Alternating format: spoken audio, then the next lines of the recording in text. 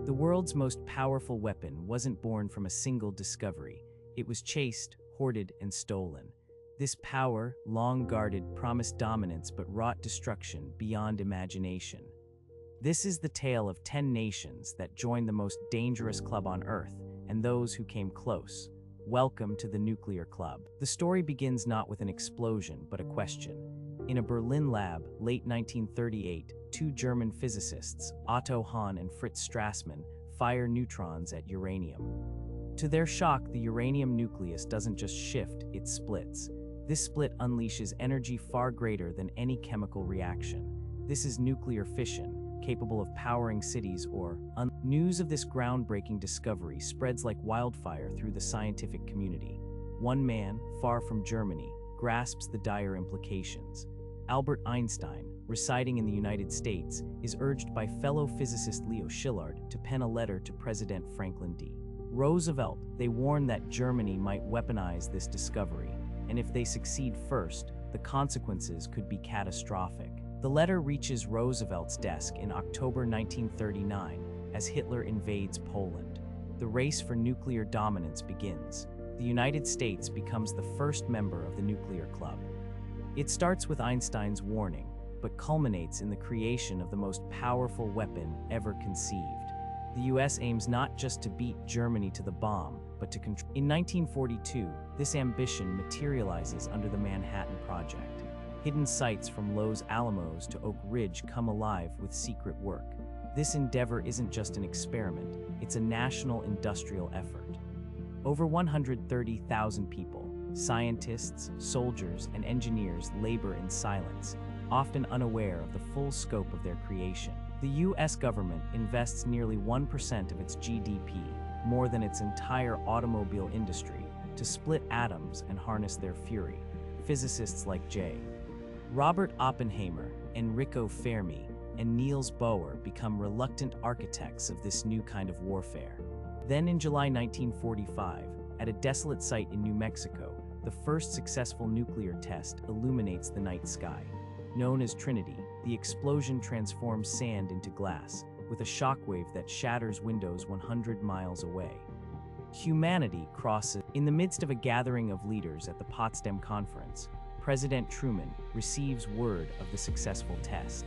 He reveals to Stalin that the US has developed a weapon of unprecedented destructive force. But this supposed triumph is undercut by betrayal. Stalin already knows through spies entwined. Weeks later, the world witnesses the fruits of this labor. On August 6th and 9th, 1945, the United States drops Little Boy and Fat Man on Hiroshima and Nagasaki. Over 100,000 lives are lost instantly, with thousands more following. Japan surrenders. World War II concludes, yet the Soviet Union, though not the first, refuses to be last. As they observe America's nuclear breakthrough with dread, Stalin initiates his own atomic project. Unbeknownst to many, he has spies within the Manhattan Project. Klaus Fuchs and Theodore Hall, their insights invaluable. Through this clandestine network, the USSR acquires blueprints, formulas, and detailed notes from the Trinity test. Yet, they remain skeptical, fearing misinformation and traps.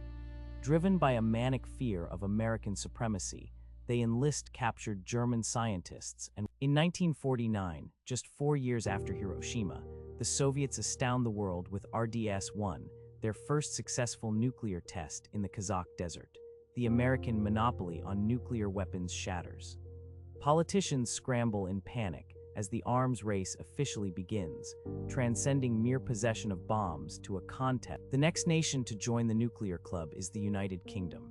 Allies in wartime, yet secrets threaten their bond.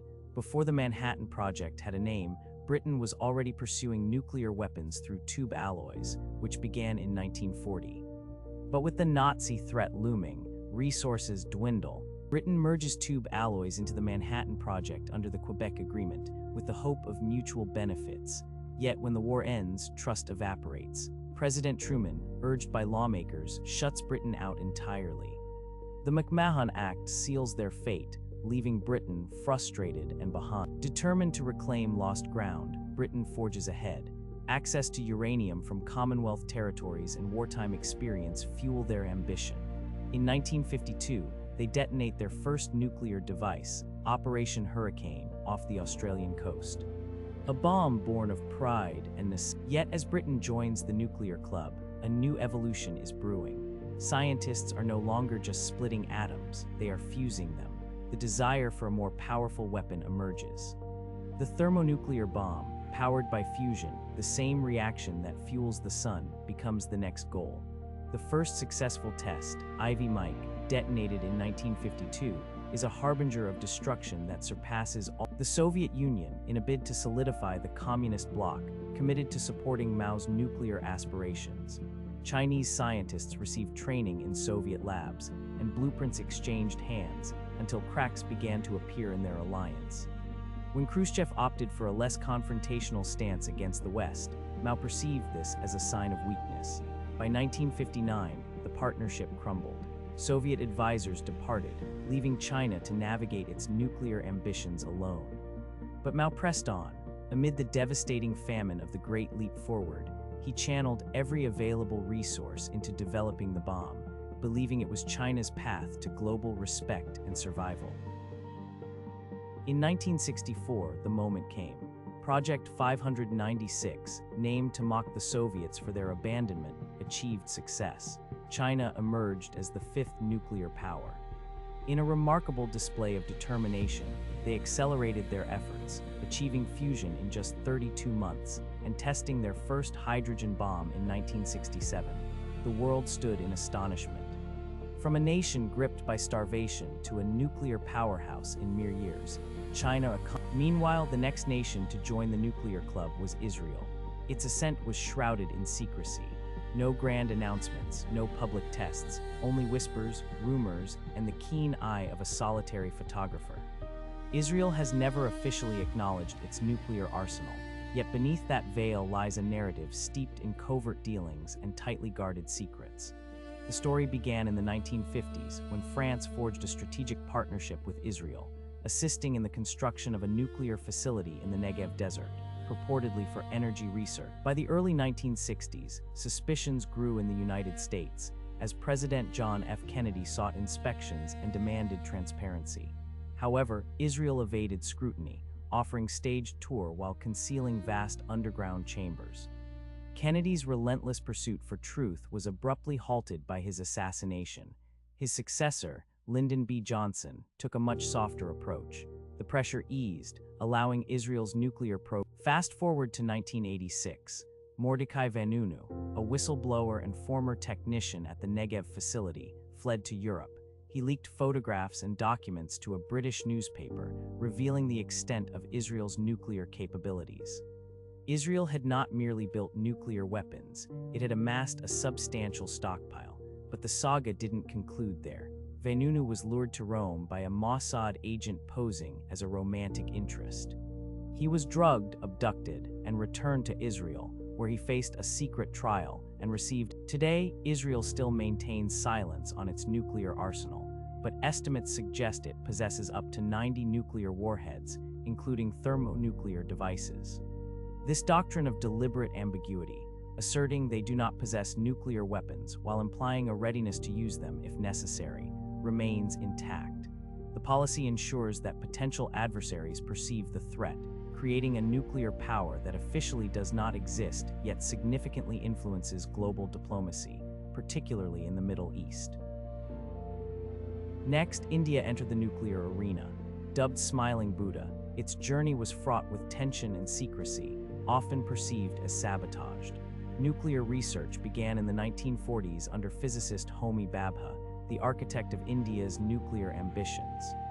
Yet, disaster struck in 1966 when Bhabha perished in a plane crash over the Alps. While officially deemed an accident, whispers of CIA involvement circulated, suggesting a deliberate attempt. Indian scientists continued their work under intense scrutiny from the West. The CIA monitored their test sites from above, forcing the scientists to operate with precision, maximizing their chances during rare clear skies. Then came 1974. In the desolate stretches of Rajasthan, India conducted its inaugural nuclear test, cloaked in the guise of a peaceful explosion. They named it Smiling Buddha. The world did not share their smile. Outrage and sanctions followed, particularly from nations like Canada, which had provided nuclear reactors under the assumption. India viewed the Nuclear Non-Proliferation Treaty as a discriminatory measure aimed solely at maintaining the status quo among powerful nations. They refused to sign, demanding equality or nothing at all. For decades, their arsenal remained theoretical, capable, but not fully developed. It wasn't until the 1990s, amid escalating tensions with Pakistan and China, that India finally unveiled and tested its complete nuclear arsenal. The reaction to India's entry into the nuclear club puzzled many. Why did the world respond with such dismay to India's nuclear advancements compared to the muted reactions to countries like Israel or South Africa? Maybe it was the timing, the politics at play, or the implications of India's bomb and its name, a clear declaration that India would no longer be marginalized on the world stage.